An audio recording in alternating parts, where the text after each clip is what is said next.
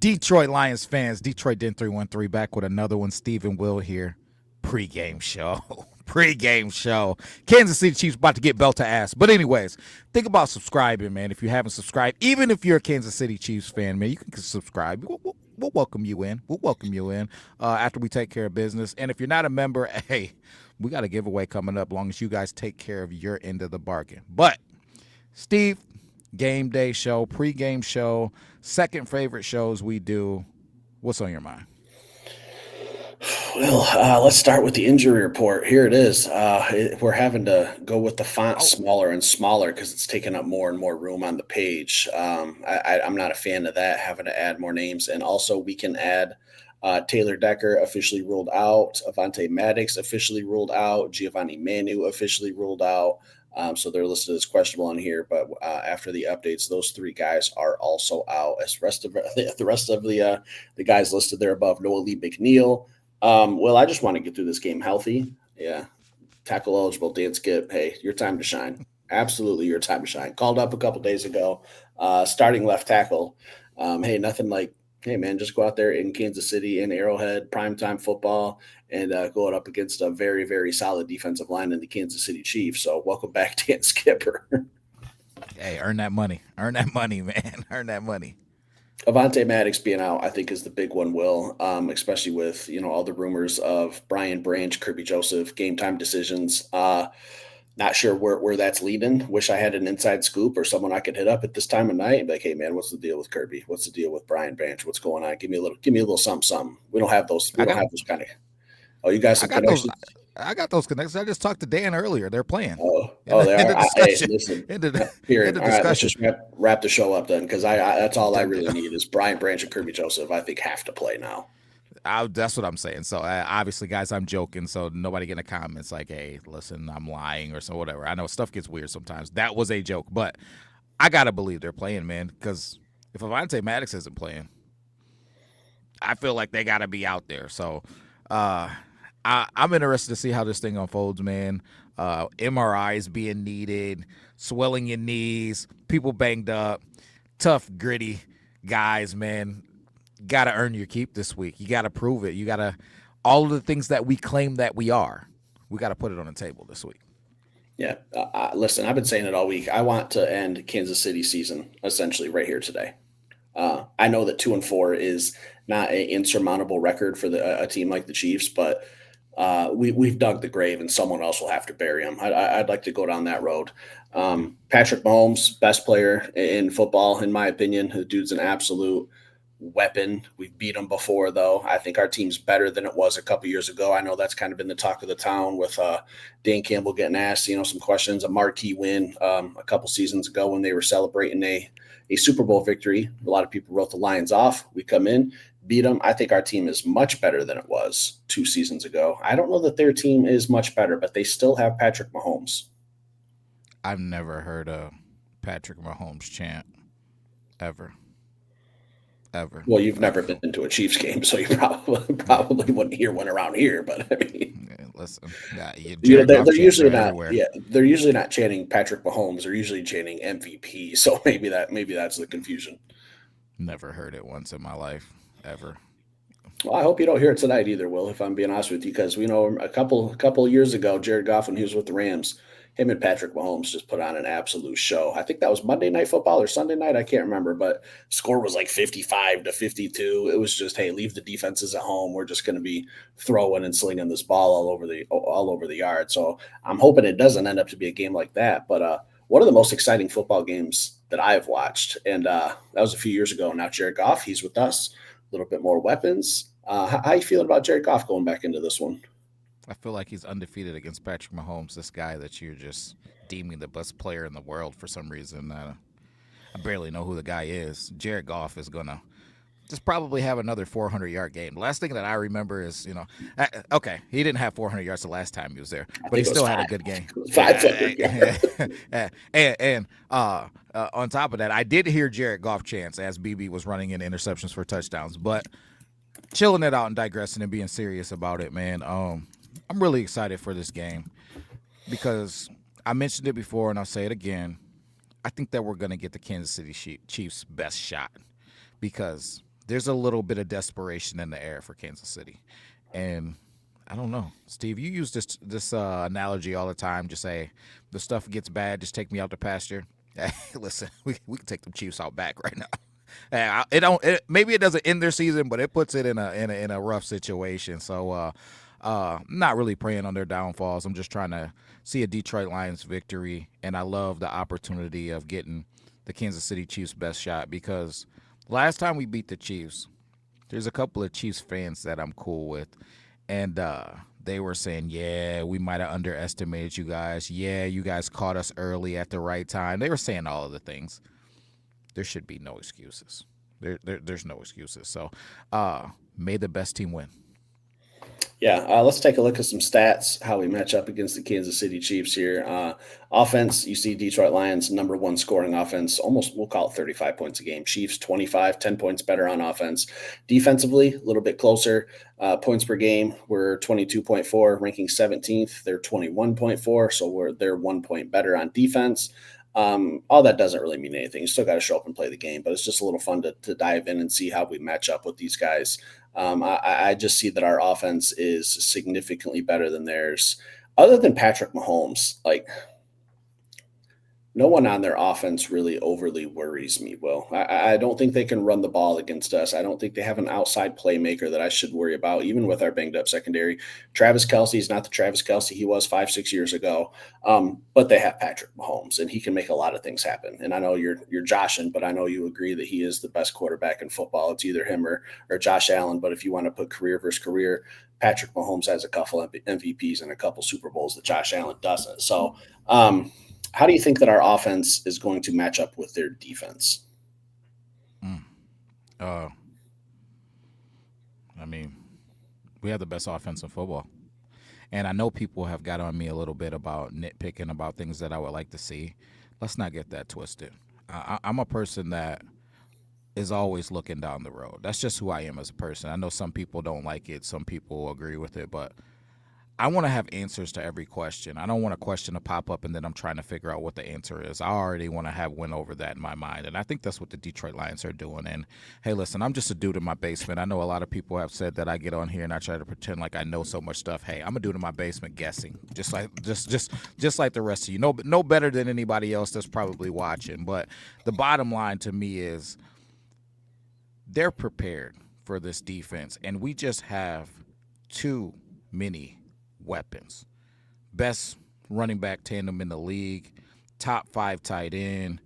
I think that we got a top three receiving duo in the league that hasn't even scratched the surface of what they really can be. St. Brown's been doing this thing, but J-Mo hasn't even got it started yet. And then, hey, Isaac, man.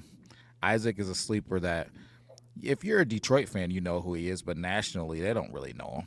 They're gonna know before the end of the season. So I think that this offense, man, the offensive line, young but dangerous. I think we're gonna have success, man. Best player on their defense, Mr. Jones. No disrespect to him, he's no spring chicken. He's still playing some doggone good football, but Father Time is undefeated. I just see the Detroit Lions moving the football. You put that stat up, and one of the things that I noticed when you put that stat up was 123 yards they give up on the ground. Teams are teams are able to rush on the Kansas City Chiefs thus far this season. What do we like to do? We Run the like to football. run the football, and if we can run the football, then we can pass the football. So my expectation is we're going to control the line of scrimmage, run the ball. Once we do that, we're going to take our shots. We're going to move the ball, and hopefully this defense holds up. Not sure who's going to be out there in the back end of that thing, but I trust Brad Holmes and I trust Dan Campbell. Whoever's out there, I'm going to expect them to do their job. And that said, man, Steve, I think we're going to be just fine. Glad you brought up Jones. I watched the game last week where they played the Jacksonville Jaguars. Last game of the day, Jags had the ball. Chris Jones just completely gave up on the play. Didn't even like he. What was he even doing out there? So I'm wondering this week, how does he bounce back? Is he angry Chris Jones or is he checked out Chris Jones? I probably give him the benefit of the doubt as a pro and say that he's going to be angry, Chris Jones, and that doesn't, it doesn't change anything for me. You still got to block who's out there, but they have some other guys on their defense that I really like. George Karlaftis, I was looking up some stuff on him. He's tied with Aiden Hutchinson with 31 QB pressure, so he's not someone we can just bat an eye at and not pay any attention to. 31 QB pressures tied with Hutch, so something to keep an eye on there. Really like him, defensive end. They got a good linebacking core. Nick Bolton, Drew Tranquil, one of the best corners in the league, Trent McDuffie. So we got our hands full defensively. But when I just look at the Lions team, if we want to go tit for tat, I do think that we have some massive, massive advantages with St. Brown, JMO, who hasn't even hardly touched any footballs this year. He's just mainly a decoy, and it's working. And we're still putting up massive points. Sam Laporta had a breakout game last week. And you talked about the two running backs, offensive lines clicking. So I think they have a great defense. They have a great defensive coordinator, but I think we just match up better. But it is going to be interesting to see John Morton versus Steve Spagnuolo because he's one of the best defensive coordinators in the NFL. The dude just likes to be a DC. He doesn't want to be a head coach. He's just kind of locked in there. Always wins like assistant of the year. Like he's the best of the best. So it's going to be an interesting chess match there too. Man, Steve, we talk about it often. I'm gonna say it again. No disrespect to the DC or Coach Morton for that matter. Coaches are cool, man. Coaches come up with some cool stuff and some cool wrinkles, but ultimately it's about the players. And we got a lot of players on that offense. I just don't, if we're clicking, man, I just don't know how you deal with it. I don't know how you deal with it. I don't know how you keep JMO from taking the roof off of that thing, stop the run game, don't allow St. Brown to get going, and stop Sam Laporta. I mean, when you really think about it, it's a lot. It's a tough ask. So it's no disrespect to any coach, but if our offense is clicking, Jared Goff is getting the ball out on time and throwing accurate footballs. We're more than a handful. I was gonna say we're a handful, but we're more than a handful. It's Two just a tough handful. ask. Yeah, man, it's a tough ask for any defense, man. So I'm not on here being a Detroit Lions slappy or being disrespectful. If the Detroit Lions roster was the Kansas City Chiefs roster and we were playing against them, I would say the same thing. Hey, man, we got our hands full. They got weapons everywhere. It's just what we have, man. I'm expecting them to continue to be successful, and I don't see any. The only thing that can stop us is us. Yeah, I'm with you 100%. I've said it, when everyone was questioning our coordinators, oh, we're going to take a huge step back. I think we came on here and said the Joes are more important than the X's and O's. But I mean, it's nice to have the roster that we have with the coaching staff that we have. But I'm with you 100%. I think it's going to come down to the players. We just have too many good players to stop. I don't know how you do it. All those guys you listed, when I think about who can check that box to completely stop this Detroit Lions offense, well, nobody really has. And we just kind of count week one as week one, first game of the season, communication errors. We didn't really get to see the true Detroit Lions. But you take that game out of it, who's really stopped the Detroit Lions offense the past two seasons?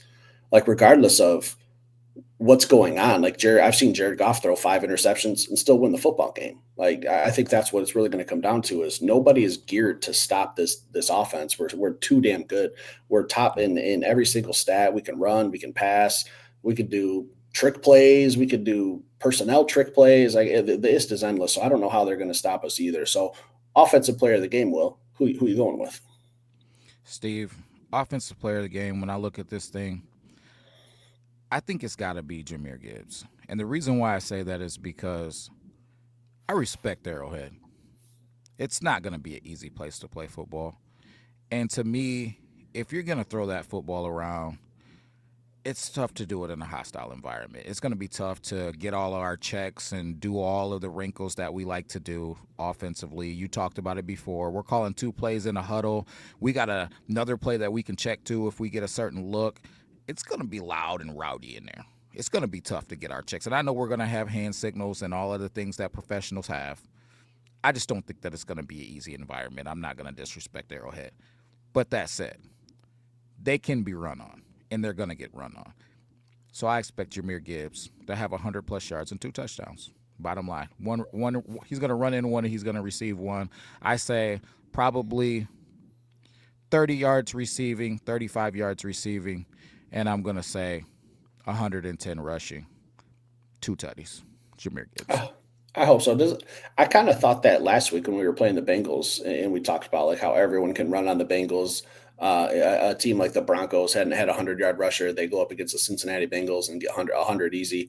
And Detroit had to fight to get 100 yards. Like we still got it, but it wasn't pretty. Kind of came in crunch time when we needed to put the game away. So we still got there. So I'm kind of looking at the Chiefs as the same way. Like they give up a lot of yards, but is that something that they're really going to focus on this week? Is hey, we're going to make Jared Goff beat you.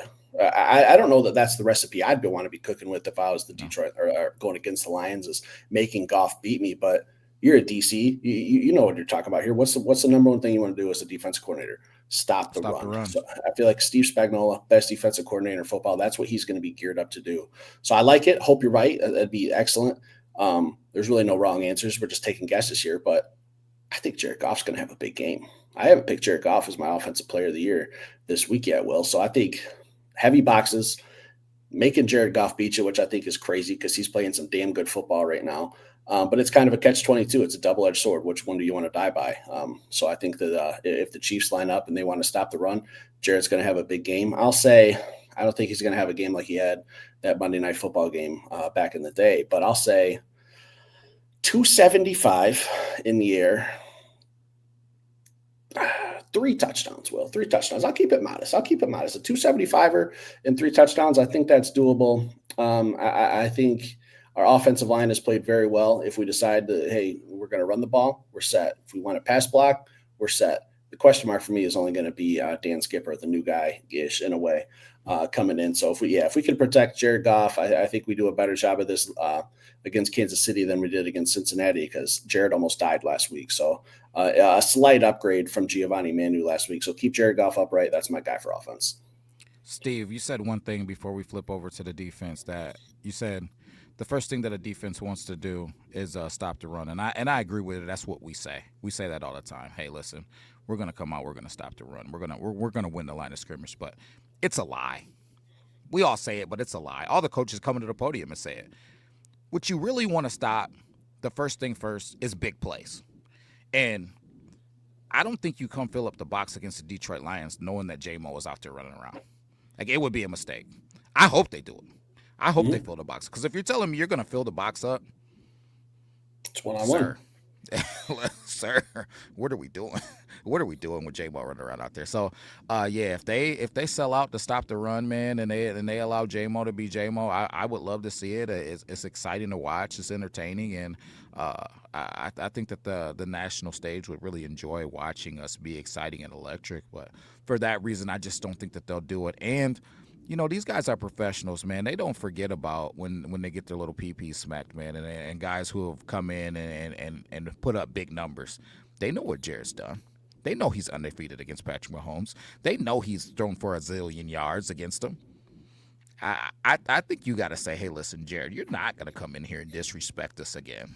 You're not going to come in here and make my just whole weekend just horrible. Have me Monday morning just coffee tasting terrible, as I say, because coffee is I say it all the time. Coffee is just delicious after a Lions victory on Monday morning, just at work talking about the game. So, for those reasons, Steve, I think they're going to be doing anything that they can to keep Jared Goff in check. I don't drink coffee, Will. I keep a fridge full of the blood of my enemies, and that fuels me through the week. That's all I need. Defensively, how are we looking? We talked about Patrick Mahomes, keeping him in check. I feel like, the game that you were at against Baltimore was kind of like a measuring stick on how to handle the elite quarterbacks and making Lamar Jackson's life a living hell. I think that the Philadelphia Eagles showed that recipe more in the Super Bowl against Patrick Mahomes, making his life a living hell. That's the key to beating him is just relentless pressure from first whistle to last whistle, not letting him get any breath, not letting him get comfortable, running for his life. I think we have the defensive line to do that. Wanted to see Ali McNeil this week. That would have just been a cherry on top of the cake. I still think we're good on defense, but for me, it comes down to Patrick Mahomes. I think that's where the biggest question mark is going to be. I know Chris Collinsworth is going to be eating his bananas upside down when he's talking about Patrick Mahomes. It's just going to be disgusting. So unfortunately, we'll have to listen to that. But how do you think we're shaping up defensively against Pat? Uh, I'm not going to disrespect that guy any more than I already have at the beginning of the show, joking around. You contain Patrick Mahomes. You know that he's gonna make some plays. You know that. That's what great players do. He's gonna make some plays. He's gonna do some things. You're prepared for that, and you survive through that, and you do your best to minimize the bleeding. That's what we're gonna do with Patrick Mahomes. But the bottom line for me, regardless of who's playing and who's not playing, I'm gonna break the rules here, and I don't know if this is a rule that I'm breaking or not, but I feel like it's a rule. To me, the defensive player of the game is going to be Coach Shep Hmm. because he's going to have to dial up some stuff depending on who he has out there. He can't go out there and just give the same looks. He's going to have to mix it up. He's going to have to keep Mahomes thinking, and he's going to have to speed up the game for him to be successful. Because if Patrick can sit back there and pick us apart, we're going to have problems. There's a reason why he's talked about as one of the best players in the league, if not the best player in the league, and always in the MVP conversation, right? I've seen that dude out there running around and being successful with no offensive line. I think everybody was just olaying, like, go get him, and he's still making crazy plays out there. So nothing but respect to him, but I'm looking to see how Coach Shep responds because if he dials something up like he did against Lamar Jackson, I will personally have to just leave my house or leave work, watch the game, and just deliver the game ball to him myself personally. He's got his hands full this week. He does have his hands full. Like he talked about losing sleep over Lamar Jackson. I'm sure that the Shepherd bed has been empty this week while he's staying up trying to figure out how to stop Patrick Mahomes just as much, if not more. So thoughts and prayers to Coach Shep. You got a handful tomorrow tonight. Defensive player of the game. Well, just something about Jack Campbell has been in my head all week. I just think he's due for another big game. I see double digit tackles, stopping the run. I don't think that the Kansas City Chiefs are effective at running the ball, so we're going to stop that first and foremost. And I see Jack getting 12 tackles. I think he's going to punch one out this week, too. I think we're going to get another forced fumble by Captain Jack. So he's going to be my defensive player of the game, but if I had to pick another one, I would probably go with Hutch. I need to see him. I don't. I need to see him getting after Mahomes. I'd love to see him put him on the ground. I believe I saw something about when he was coming out of the draft. Who's a quarterback you'd love to sack? Someone asked him, and I think he said Patrick Mahomes, if I'm not mistaken. So I don't think he got him the first time we played. So Jack Campbell, my defensive player of the game. I think he's going to have a monster game again. He's played so well. Like this dude, I don't know if you caught the press conference that Coach Shep had about him the other day. Like it was a pretty good one. Will, how do you feel about Jack? I love Jack, man. I know a little people have beat me up a little bit about my take on Jack before the season, but he's doing exactly what I was hoping that he would do. I said it before the season, and I think you mentioned it too, Steve, just about hoping that the game slowed down for him this season. He has every attribute that you need to be a great linebacker in the NFL. He scored a crazy RAS score. He's big, strong, and physical. Now he's just showing it on the field. I'm excited to see what this guy does with his career, man, because I still don't think he's peaking. I know that first offseason he trained with Luke Kuechly, and I feel like up here, he's starting to get it up here. The physical was there, but now you're seeing it up here. A lot of times he's a step ahead, and mm, the thought of him getting better and better, still ascending, really excites me. So I'm excited for him, man. And you said a punch out. I'd be all right with a punch out, man. But all I need him to do really is just keep leading us in tackles every week and keep leading this team the way that he does. So I listened to the Coach Shep press conference a couple days ago, and they were talking about Jack Campbell, and you talk about like the mental part of the game, and he was talking about how Jack Campbell, when they're in practice, and him and Coach Shep are getting after it. It gets a little like feisty with some of the play calls, and Jack Campbell just said, "Hey, just give me the personnel," and Coach Shep will give him the personnel, and you go, "Got it," wave them off, and Coach Shep was like, "Man, you don't do that to me too many times, and if you're going to do it to me, you better be right." And he said, Jack Campbell's been right more times than he hasn't. So all he needs to know is down and distance, what the other team's personnel is, and he knows what play Coach Shep wants to run.